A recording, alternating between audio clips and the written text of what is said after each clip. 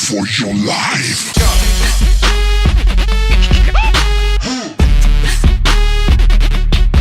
You got another thing coming.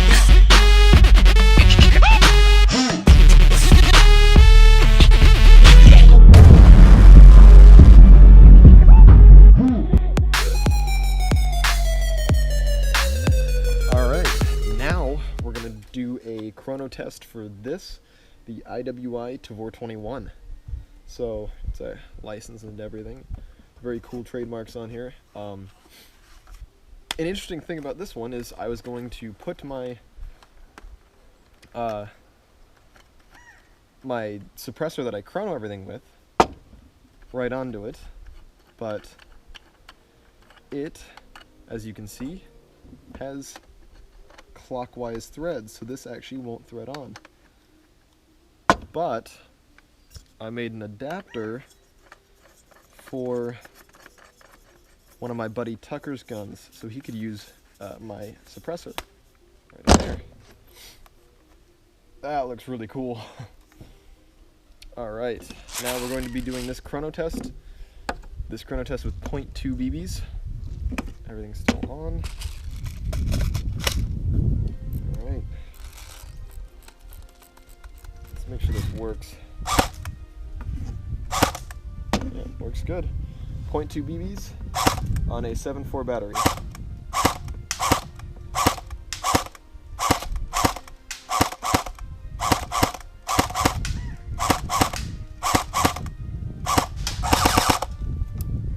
I think the battery is definitely struggling with... It's a pretty high FPS, so it's got to be pretty strong spring in here. The battery's struggling.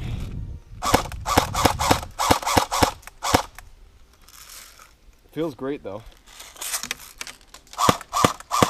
It does drop a lot of BBs every time you change the mag. Everything is exactly the same. Just going to do the test with 0.25s now. Make sure it's working. Alright.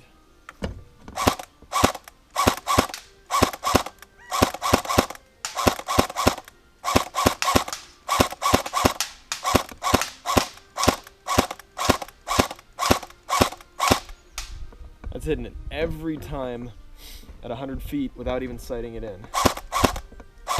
Alright, so now we're going to do the TAVOR 21 at the 50-foot range. I have targets set up at 50, around 100, at 180, and then at 260, and then last but not least at 300. So we'll see exactly what this max range is and what max effective range will be for this rifle. So 50 feet.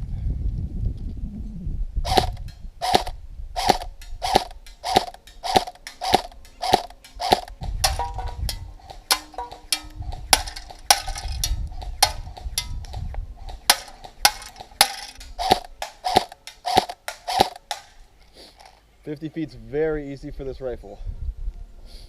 So we're gonna do 100 feet at a torso-sized target. No head, no legs, just torso.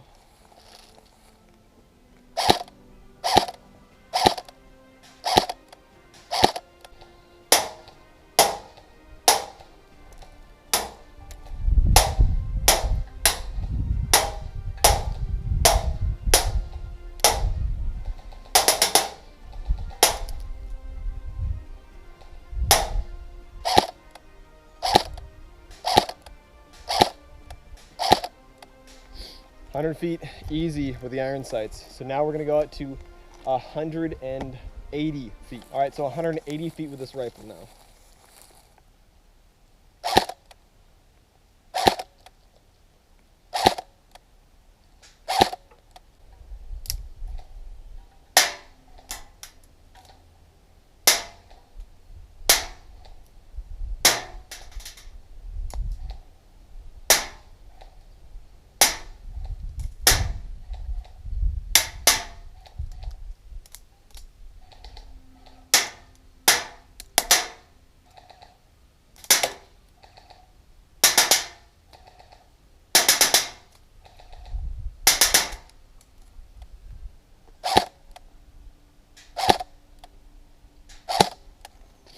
All right, so the 180 feet is actually with the torso-sized target being metal, and the head is actually plastic.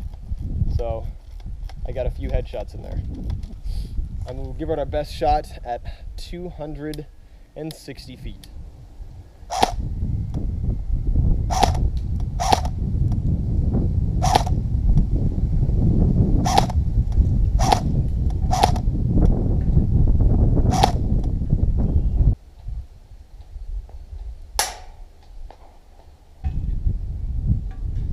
I hit it. So I hit it once. So I want to see if 220 is its max effective range.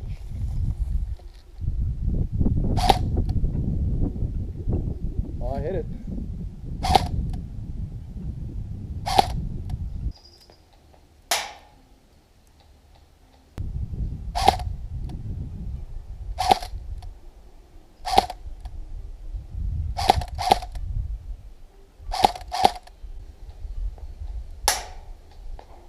Hit it.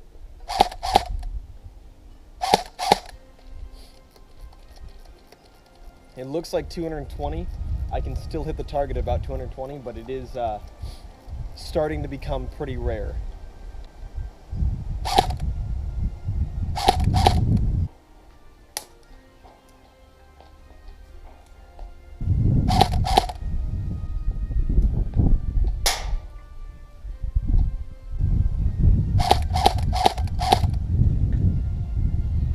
I am also having to lob the BBs, and they are dropping. It's got to be close to 10 feet at this range, at 220 feet. All right, so we're also going to try to shoot it at actually 300 feet and see if I can even hit the target.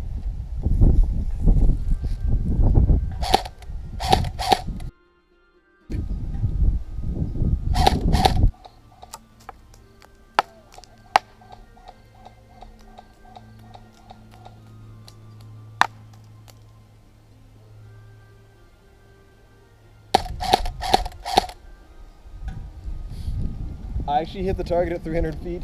I am having to lob them. Probably that's got to be a close to a 30-foot drop.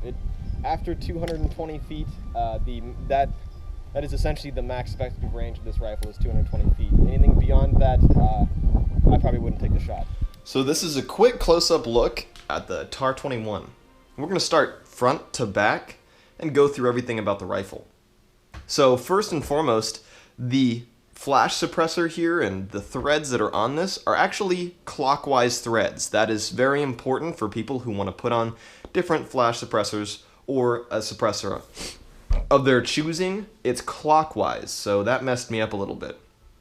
We're going to move back here to the battery storage compartment right here, which is very easy to take off with a button located on the left side of the rifle. Just push in and pull. But it reveals a very small battery storage compartment that is about that deep in there, which is very, very small for the spectrum of the batteries in which we need to put in here. It's made for basically LiPos or a very small 9.6 battery. Putting it back on is very easy and just slides on until it clicks after you push this button in. And then you have the charging handle, which located next to the front sight is actually a very flimsy plastic. Both of these are, which brings me to my next point of the rifle. Next point being the rifle's body is all plastic, and what you see here, the tan parts are very, very sturdy, but the parts in black feel very flimsy to me. The tan is all done in a very grippy texture, which could be black on some rifles, but here it's tan, is done in a very grippy texture, and the black is smooth, but it feels very flimsy. They feel like cheap plastic, while the tan plastics seem very sturdy. Moving down, what is metal, the fire selector, the trigger, the gearbox, the dust cover, and the sling attachment points, some of the screws, basically everything on the outside of the gun is actually plastic. So here you can see that the fire selector actually selects very nicely. It has a really good crisp click. On the opposite side, it also moves when you select different rates of fire and safe, which is very cool. Trigger pull is actually quite a far trigger pull, so it's got a very lengthy trigger pull, but it's understandable for a bullpup rifle. A cool little side note is if you unscrew this, there's a storage compartment here in the grip. Not exactly sure how useful it is, but it's really cool. It's a very cool addition to the rifle. Moving down to the magazine well, you can release the magazine by this button placed right in front of where the magazine would go, which releases the Stanag magazines, which I've tried every magazine in here, and most, if not all of them, have worked perfectly fine. I have not found one that has fed or has had a problem feeding with the rifle. Moving down again is the dust cover and the bolt release, which is right here. A lot of people don't know what this is, but this is actually a bolt release. So when you go back and rack the bolt, this will stay back so you can fiddle with a hop up, and then you can press this down to let it go. So let me just show you what it does when you rack the bolt. Like that. Very cool addition to the rifle. It definitely is on higher end guns, which are not within this price point, so it's a very cool addition. The gearbox inside of here looks to be a variant of the version 2, but is not specifically a version 2 gearbox. This right here, this pin right here, if you push it out, you can fold this out and you can get to the back end of the gearbox, which this plastic again is very not flimsy, but feels very cheap. Last but not least, we're going to talk about the built-in sights, which not every gun has. So this has built-in front and rear flip-up sights. They're pretty flimsy as well. They're very cheaply made, and they wobble a lot. And this entire upper rail, including all of this stuff, which I'm betting is for some sort of sight or system, it moves around, so it won't be extremely accurate, but when I used it, this is a really nice rifle, and I highly suggest it for a newer player and someone who wants to get a bullpup.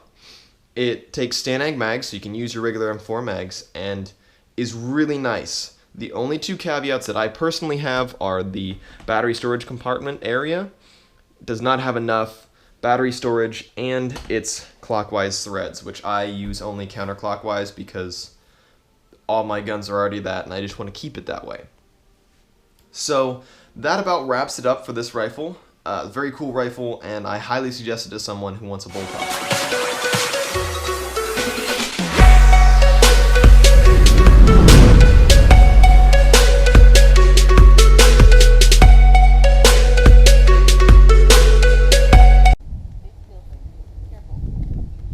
Careful.